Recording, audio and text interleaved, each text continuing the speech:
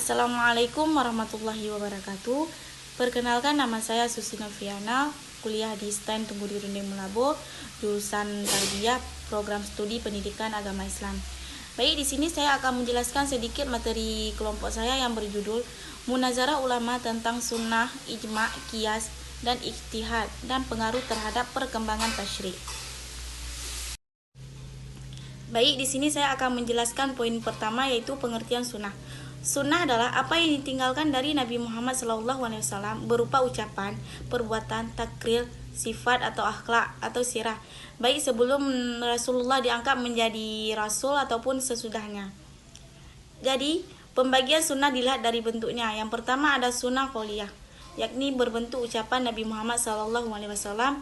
Misalnya, janganlah minum salah seorang dari kamu sambil berdiri. Yang kedua ada sunnah fi'liyah. Sunnah ini berupa perilaku Nabi Muhammad SAW. Artinya, Nabi SAW melakukan sesuatu perbuatan. Misalnya, saya telah memberi minum Rasulullah SAW dengan air zam-zam, sedangkan beliau dalam keadaan berdiri.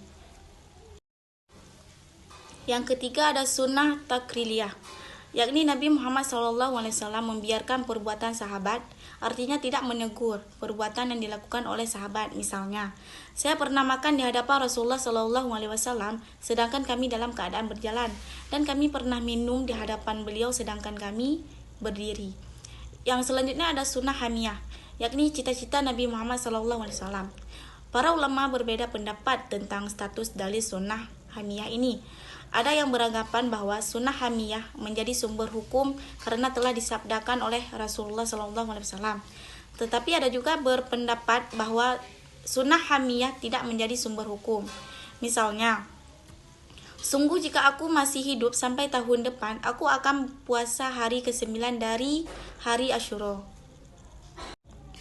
Poin selanjutnya ada pengertian ijma. Ijma adalah mengumpulkan perkara dan memberi hukum atasnya serta meyakininya.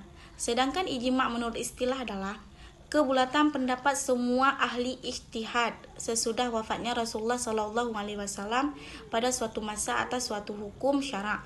Pada masa para sahabat Nabi, Abu Bakar dan Umar, di dalam menjalankan ijma, terkesan bahwa ijma ketika itu adalah hasil pemusyawaratan yang dilakukan oleh mereka dan yang dipandang dapat mewakili rakyat atas dasar pemerintah negara.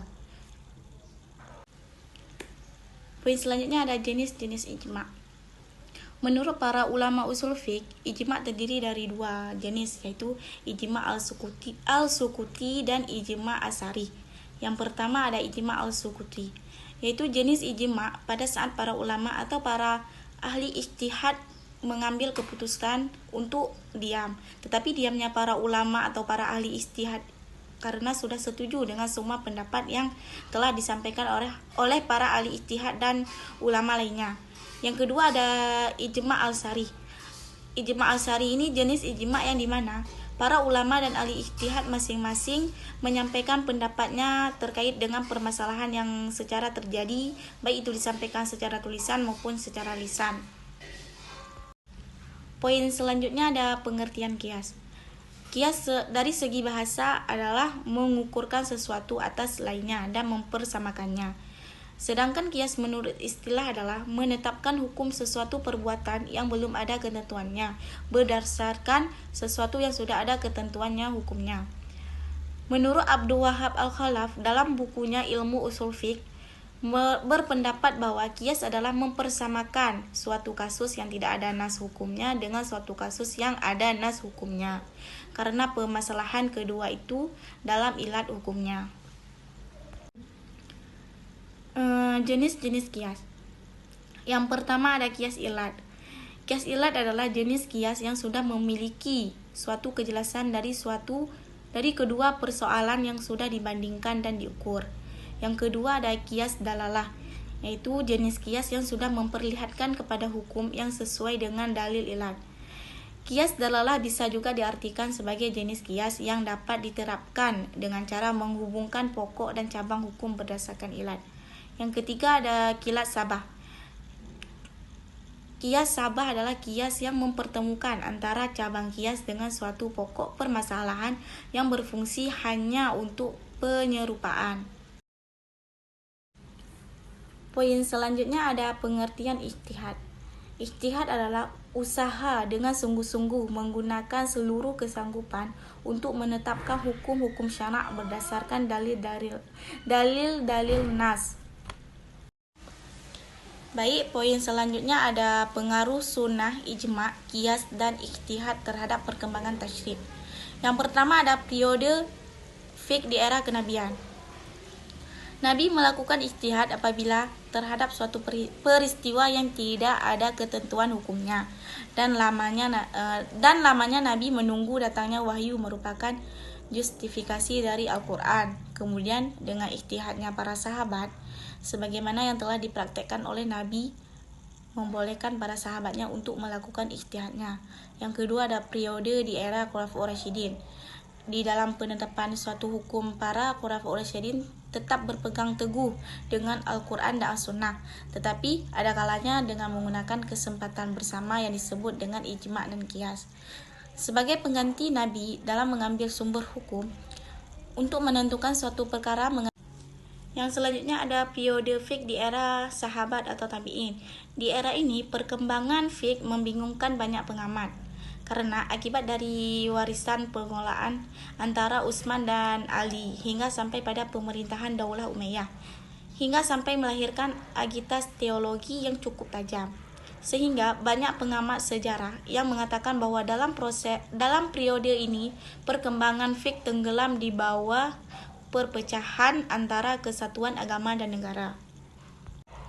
Selanjutnya ada periode fiqh di era zaman keemasan.